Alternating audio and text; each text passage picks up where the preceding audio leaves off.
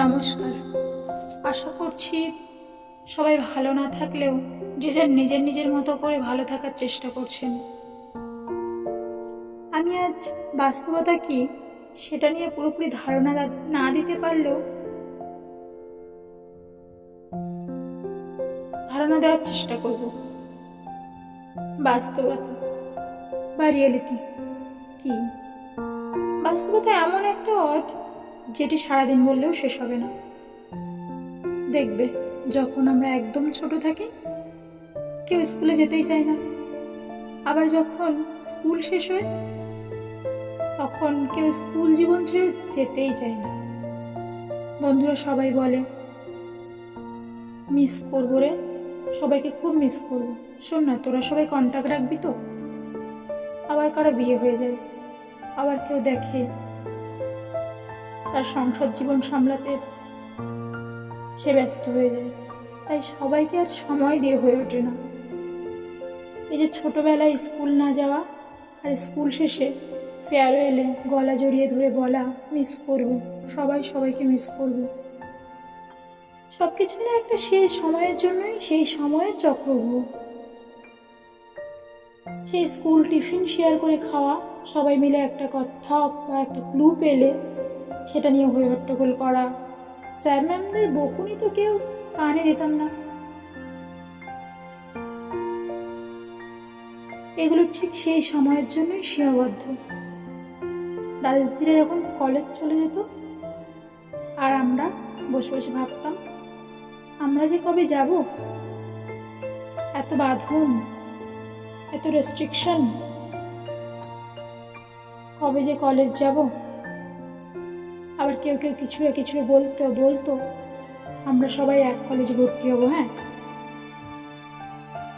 কিন্তু সেই সময়টুকুর জন্যই সীমাবদ্ধ।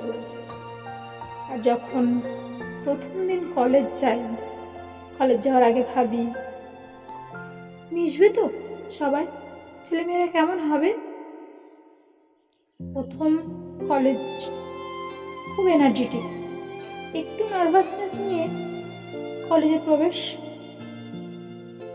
এভাবেই 3 বছর গ্রাজুয়েশন কমপ্লিট। এবার মনে হয় কলেজের সময়গুলো কি ভালো ছিল। 3 বছর কমপ্লিট গ্রাজুয়েশন, যখন গ্রাজুয়েটের তকমা লেগে গেল তখন থেকেই হয়তো আমরা বুঝতে চেষ্টা করি বাস্তবটা কেমন। এতদিন তো বাবার টাকায় চলছিল,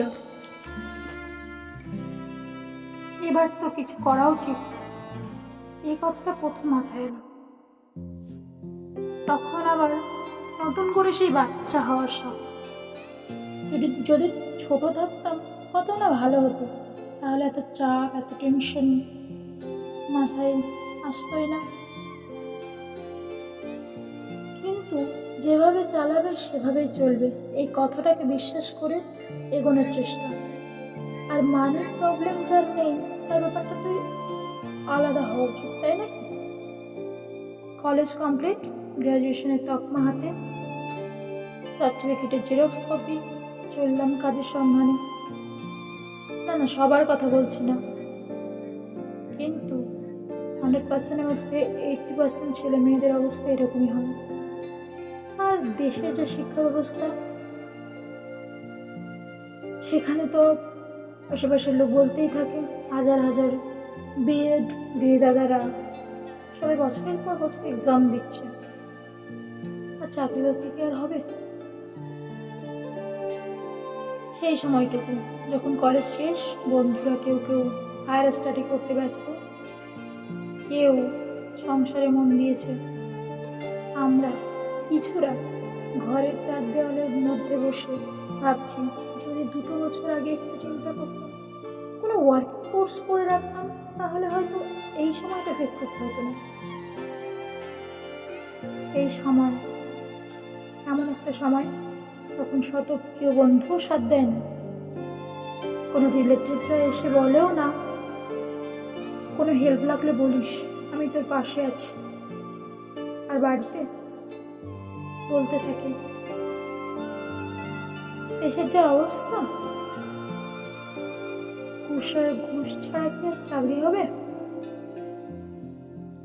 আর আমাদের কি আর সেই সামর্থ্য আছে? তার থেকে বড় কোনো দোকানে বসার জন্য কোনো কাজ বাজ শিখে নিতেই পারিস। আর মেয়ে হলে ভালো সম্বন্ধ এসেছে, বয়স তো হয়ে যাচ্ছে, বিয়েটা অন্তত করে নে, তাহলে আমরাও নিশ্চিন্ত হই। আর যা জমি আছে, বাবা একা চাষের কাজে মন দিতে হবে, তাই চাষের কাজকে বন্ধ করে বেঁচে থাকার অনুবন পথ খুঁজতে চেষ্টা করা। বাস্তব বা রিয়েলিটি, যখন যেটা পাই সেটা কিন্তু আমরা নিতে চাই না, আর যখন প্রয়োজন তখন পেতে চেষ্টা করি। কিন্তু দুজন মানুষ ছাড়া এই পাওয়া না পাওয়ার মধ্যে সান্নিধ্য দিতে সবসময় প্রস্তুত থাকে একজন মা, একজন বাবা। এটাই বাস্তবতা। তাই সবাই ছোট থেকেই স্বপ্ন দেখতে শেখো, আর স্বপ্নের পিছনে অক্লান্ত পরিশ্রমের সঙ্গে দৌড়াও, যেখানে তোমাকে কেউ আটকাতে পারবে না তোমার সাফল্যের দোরগোড়ায় পৌঁছতে। কারণ তুমিও অন্যদের মতো সেই গ্র্যাজুয়েটের তকমার জন্য বসে থাকবে না।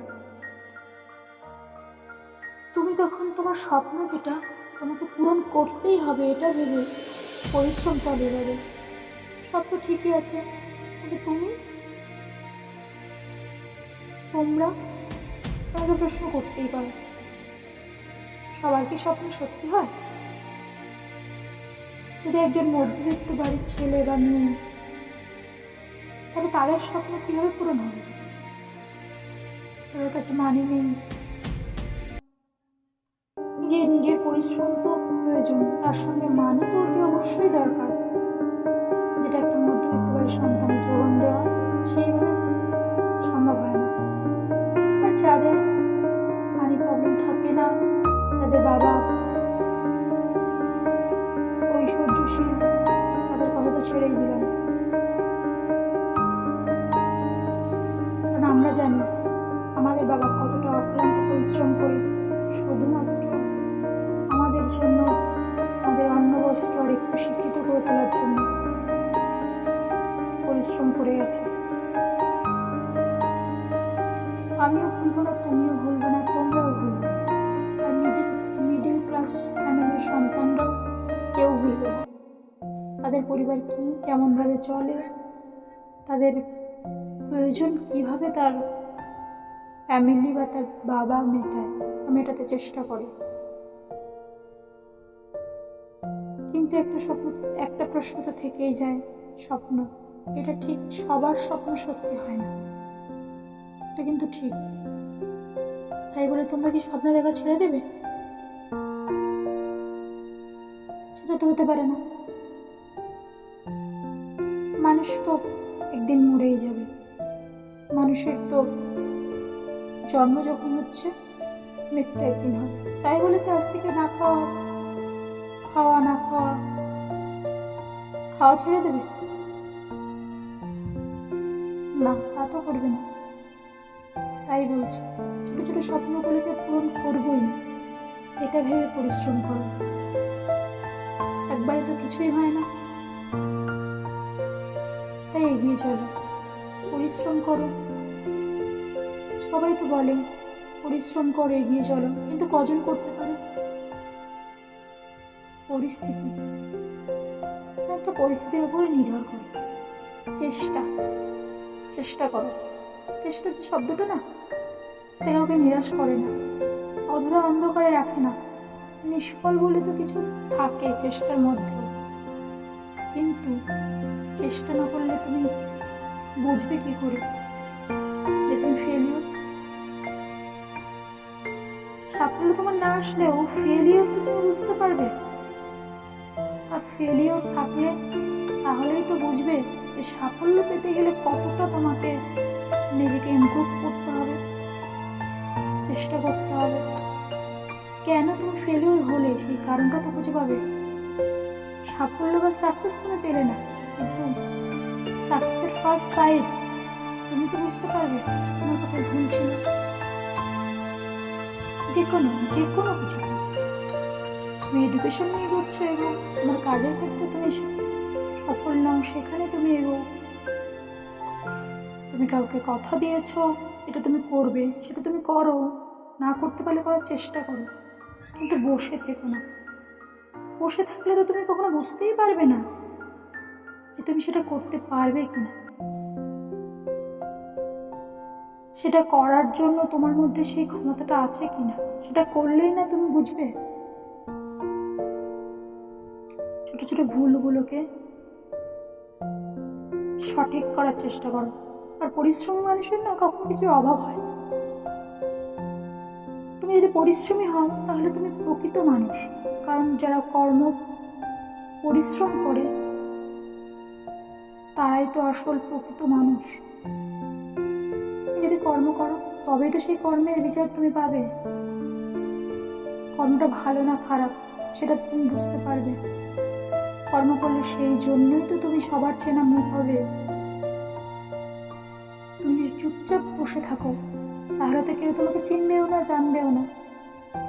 কিন্তু কর্মের মধ্যেই তো তুমি চেনা মুখ হয়ে উঠবে সবার বাহবা পেতে চেষ্টাই করো। যখন চেষ্টা করবে তখন তোমার কেউ পাশে থাকবে না, কিন্তু তুমি যখন বাহবা পেতে শুরু করবে তখন দেখবে যে তোমার পেছন দিকে তাকালে দেখতে পাবে অনেক মানুষ তোমার জন্য দাঁড়িয়ে আছে। তুমি যখন অক্লান্ত পরিশ্রমের মধ্যে দিয়ে যাবে তখন সেই 5 জন মানুষই তোমার নিন্দা করতে ব্যস্ত থাকবে। ওরা যত নিন্দা করবে তুমি তত চেষ্টা করবে, দেখবে ঠিক সাফল্য এসে যাবে। সবসময় সৎ মানসিকতার থেকে, কারণ সফল হতে গেলে সবসময় একটা সৎ চিন্তা ভাবনার খুব প্রয়োজন। যে শিক্ষা প্রত্যেক সন্তানকে তার বাবা মা দিয়ে থাকে, তার জন্যই একজন সন্তানের প্রথম শিক্ষাগুরু তার বাবা মা। তোমাদের জন্য ছোট্ট একটি লেখা আমি বলতে চাই। নতুন ভোরের নতুন আলোয় নিজের কথা বলে চলবে বলো। নতুন ভোরের নতুন আলো নিজের কথা মেনে চলবে বলো। এটাই নিজের শপথ করো, উচ্চস্বরে বলবে আরো। এটাই নিজেই শপথ করো, উচ্চস্বরে বলবে আরো। এগিয়ে চলো, এগিয়ে চলো, পিছনকে পিছনে ফেলে নিজেই এবার এগিয়ে চলো। স্বপ্ন তোমার মস্ত বড়, পূরণ করো গর্ব করে।